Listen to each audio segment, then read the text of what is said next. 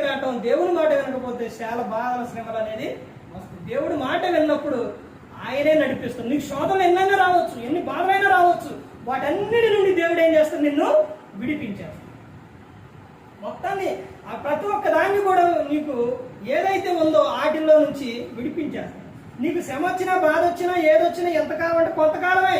పిల్లవాడు ఎక్కడికి 1వ తరగతి నుంచి ఒక 5వ తరగతి వరకు ఒక స్కూల్కి వెళ్తారు. చిన్నప్పుడు అంగన్వాడీకి, తర్వాత ఒక స్కూల్కి, 5 అయిపోయిన తర్వాత 6 నుంచి 5 స్కూల్కి, 10 అయిపోయిన తర్వాత కాలేజీకి, కాలేజీ నుంచి అయిపోయిన తర్వాత మరలా జాబ్కి అట్టే వెళ్తారు. అంటే ఎప్పుడు ఒకే క్లాసులో ఎవ్రీ రచన పత్రికలో ఉంటుంది. శిక్షణ ఎంతవరకు అంటే కొంతకాలం వరకే, జీవితకాలం పెట్టడు దేవుడు.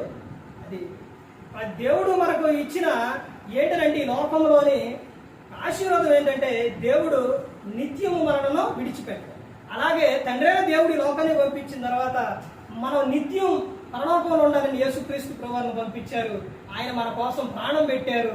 తర్వాత ఆయన వెళ్ళిపోయిన తర్వాత యోహాను సువార్త ఉంటుంది, పరిశుద్ధాత్మ దేవుడిని ఈ లోకంలోనే పంపించారు.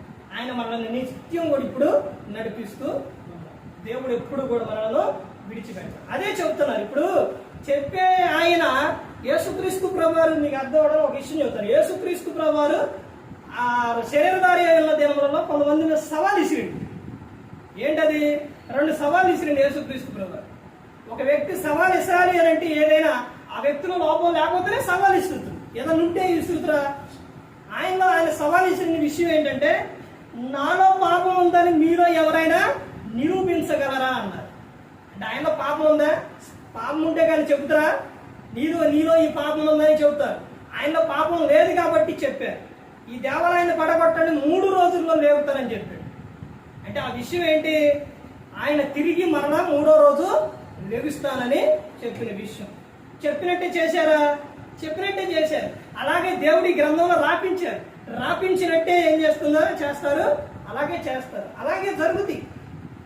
మనం ప్రతి ఒక్కరూ గమనించుకొని ప్రతి ఒక్కరు కూడా దేవుని యందు భయభక్తులు కలిగి ఎవరు నశించి నరకానికి వెళ్ళిపోకూడదనే యేసుక్రీస్తు ప్రభువారు ఈ లోకానికి వచ్చి మనందరి కోసం శిలువలో ప్రాణం పెట్టారు. ఒకటేనండి, ఒక తలంపు, ఆ చెడ్డ ఆలోచన వచ్చిన, ఒక క్రియను వేదన చేసిన ఎమ్మట నువ్వేం చేయాలంటే దేవుని యొద్దకు వచ్చి ఒప్పుకోవాలి, మోకాళ్ళించి ప్రార్థన చేయాలి. ఆ విషయంలో ఇలా చెప్పుకోకపోతే చాలా సందర్భాలు ఉన్నాయి, గొప్ప గొప్ప విషయాలు ఉన్నాయి. కానీ నా సమయం లేదు కాబట్టి ఇది చెప్తున్నాను. 2 వ్యక్తులు ఉన్నారు బైబిల్ గ్రంథం. ఎవరంటే ఆ పేతురు, ఇస్కరియోతు, యోధ. వీళ్ళిద్దరూ తప్పు చేశారు. పేతురు గారు ఏం చేశారు? ప్రభువుని ఎరుగును సిలువుకు తీసుకెళ్లేటప్పుడు చలిమంట కాసుకోవడానికి ఒక దగ్గరకు వెళ్తే ప్రభువుని పట్టుకెళ్ళారు. అప్పటికే పట్టుకెళ్ళిన తర్వాత ఆడలు ఒక ఆమె వచ్చి, నువ్వు ఆయనతో కూడా ఉన్నావు అంటే, లేదు నేను లేను అన్నాడు. మరలా ఇంకోసారికి వెళ్ళినప్పుడు అక్కడ అడుగుతారు.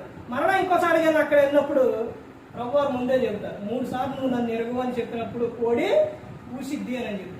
ఎప్పుడైతే ఎరుగును అని చెప్పిండో అబద్ధవాడిగా ఎమ్మంటే కోడి కూసింది. పేతురు గారు ఆడిన అబద్ధానికి ప్రభువారు ఎమ్మంటే చూసినప్పుడు పేతురు గారు గోడ వైపుకి వెళ్ళి ఏడుస్తూ పశ్చాత్తాపడతారు. ప్రభు క్షమిస్తారు. తర్వాత యోధ ఇస్కరియోతు ఏం చేసిందంటే యేసుక్రీస్తు ప్రభువారిని అప్పగించింది. ముద్దు పెట్టుకోండి. ఆయన ఆ డబ్బులకు ఆశపడి ప్రభువారిని ఆయనకి అప్పగిస్తున్నారు. అప్పగించి వచ్చి వాళ్ళు వరుసగా ఉంటే ఏడాది ప్రభు ఎవరంటే ప్రభు దగ్గరకు వచ్చి ముద్దు పెట్టుకుంటే ప్రభువారిని సిలువుకు తీసుకెళ్తారు. అప్పుడు యోధ ఇస్కరియోతు చేసిన పని ఏంటంటే పశ్చాత్తాపడ. ఏం చేశాడంటే, నేను ప్రభువుని అప్పగించిన ఇక వేస్ట్ నా జీవితం అని ఊరెలుపులకు వెళ్ళి గురి పెట్టుకొని చనిపోయాడు. పేతురు గారు ఏం చేశారు? పశ్చాత్తాపడ్డాడు. యోధ ఇస్కరియోతు ఏం చేసిండు? గురి పెట్టుకొని చనిపోయాడు.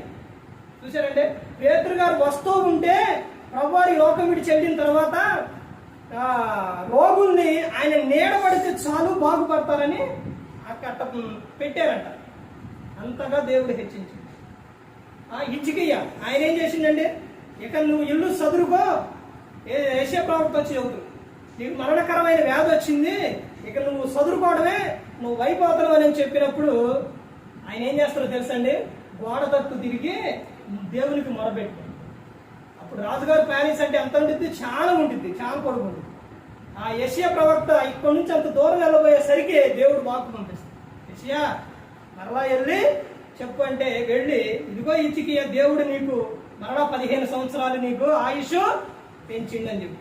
చూసారండి, పశ్చాత్తాపడాలి, దేవుడిని అడగాలి, మొరపెట్టుకోవాలి, దేవుడు అప్పుడే మనకు ఇస్తాడు.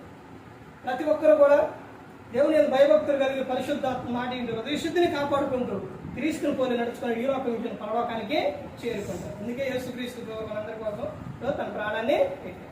మరి ఈ విధంగా నిలబెట్టి మాట్లాడించిన తండ్రి దేవునికి కృతజ్ఞతలు చెల్లిస్తూ, ఇంతవరకు శ్రద్ధగా ఉంది మీకు ప్రభు పెట్ట హృదయపూర్వకంగా చెల్లిస్తూ మాట అందరికీ వందనాలు.